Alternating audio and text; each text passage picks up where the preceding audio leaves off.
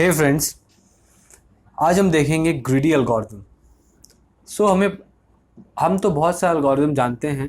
तो greedy algorithm क्यों introduce हुआ? क्योंकि हमें पता है सिर्फ एल्गोरिथम एक प्रोग्राम लिखने से नहीं होगा, हमें उस प्रोग्राम को वेरी एफिशिएंट बनाना होगा ऑप्टिमाइज करके। प्रोग्राम जो बहुत ज़्यादा टाइम ले रहा है या बहुत ज़्यादा स्पेस ऑक्यूपाई कर रहा है is a very inefficient code और एल्गोरिथम। हमें वो ग्रीडी एल्गोरिथम क्या करेगा? ऑप्टिमाइज करेगा। ये ग्रीडी एल्गोरिथम यूजुअली मैक्सिमाइज और मिनिमाइज करेगा कोई प्रॉपर्टी को आइदर मिनिमाइज करेगा या मैक्सिमाइज करेगा।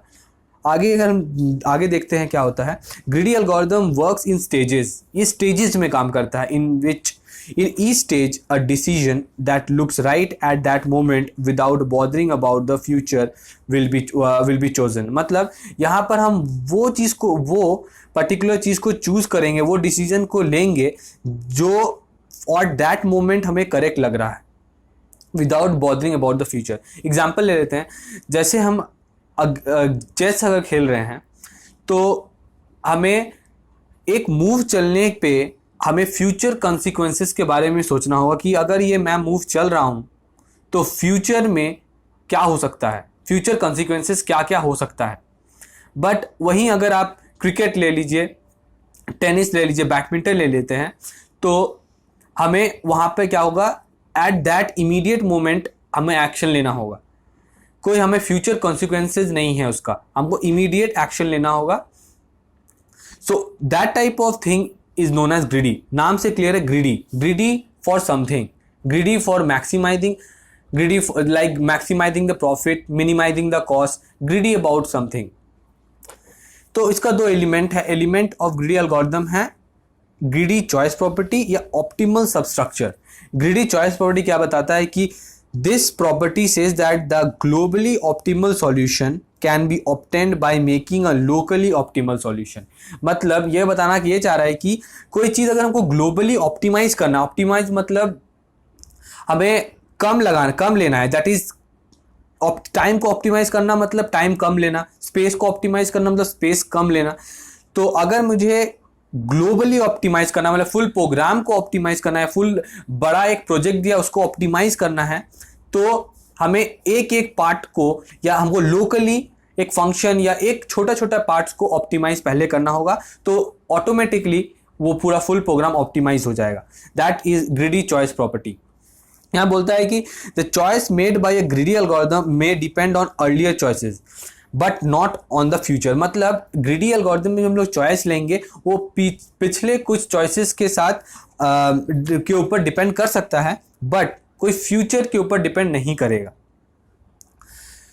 Next, optimal substructure. Optimal structure बोलता है कि we can solve subproblems and build up the solution to solve larger problems. मतलब एक बड़ा प्रॉब्लम है, उसको सॉल्व करने के लिए उसके अंदर का एक छोटा सब प्रॉब्लम लेंगे, उसको हम सॉल्व करेंगे, उसके बाद उस ऐसा ही और बहुत सारा छोटा सब प्रॉब्लम सॉल्व करके उसे हम एक लार्ज प्रॉब्लम सॉल्व कर सकते हैं। ये है optimal substructure. That is a big problem can be solved by solving the smaller sub problems and combining them to get the solution of the larger problem। इसका तो ग्रीडी एल्गोरिथम के क्या advantages हैं थोड़ा देख लेते हैं कि ये बहुत स्ट्रेट फॉरवर्ड है, इजी टू अंडरस्टैंड, समझने में बहुत आसान है। Once we make a decision we do not have to spend time re-examining the already computed values। यहाँ पे क्या होता है, एक बार अगर हम कोई डिसीजन ले लेते हैं तो और हमें बार बार पीछे जाके उसको री एग्जामिन नहीं करना पड़ता है। यूजुअली हम री एग्जामिन नहीं करते हैं। तो कुछ एप्लीकेशंस देख लेते हैं इसका एप्लीकेशन सॉर्टिंग में सिलेक्शन सॉर्ट है, फ्रैक्शनल नैपसैक प्रॉब्लम है, जॉब शेड्यूलिंग है, डाइजेस्टर्स एल्गोरिथम है, हफमैन कोडिंग एल्गोरिथम, ऐसे बहुत सारा इसका है। तो हम आज को बहुत ही बेसिक एक सिलेक्शन सॉर्ट लेके समझेंगे कैसे हमारा ग्रीडी एल्गोरिथम काम करता है। फ्यूचर में मैं और भी वीडियो लाऊंगा जिसमें ग्रीडी एल्गोरिथम के ऊपर मैं बात करूंगा। सिलेक्शन सॉर्ट में कैसे होता है यहाँ पर ग्रीडी देखते हैं। तो सिलेक्शन सॉर्ट क्या होता है अगर आपको पता होगा, it sorts an array by repeatedly finding the minimum element from unsorted part and putting it at the beginning. मतलब हम लोग क्या करते हैं, जो एरे दिया हुआ रहेगा उसमें से मिनिमम, मतलब हमें अगर उसे असेंडिंग ऑर्डर में सॉर्ट करना है तो हम उसे उसका मिनिमम एलिमेंट फाइंड करेंगे, because I am greedy towards the minimum element. I want the minimum element for that moment. I want the minimum element. So from the whole array, I will search for the minimum element. उसके बाद यहाँ पर usually दो सब array हम लोग maintain करेंगे, usually maintain किया जाता है, जो एक होता है सॉर्टेड पार्ट, एक होता है अनसॉर्टेड के लिए। एक एग्जांपल देके समझते हैं तो और क्लियर हो जाएगा। तो ये एक एरे है जिसमें कुछ एलिमेंट्स लिया हूं मैं। अब इसमें सिलेक्शन सॉर्ट कैसे काम करता है, तो first of all I am greedy too, I want to sort this array ascending, that is ascending in ascending order. Now I am greedy towards the minimum element, that is the smallest element, so I will find the minimum element from this array. So I will see the minimum element and find it at that index at 4. So हमको यहाँ पर 4th index में minimum element मिल गया, तो हम क्या करेंगे next part में, नेक्स्ट एक मतलब फर्स्ट में लेके क्या करेंगे, इसको इस पोजीशन को स्वैप करवा देंगे, that is 0 will come over the first position and 7 will go to the 4th index. So 0 1 3 2 7 and 5 और सब सेम रहेगा, बस 0 और 7 का पोजीशन स्वैप हो जाएगा. 3 4 5. अब ये पहला इटरेशन में चला. अब अगर देखिए ध्यान से, इस समय हमारा जो दो हम बोले दो सब एरे होगा, एक सॉर्टेड और एक अनसॉर्टेड.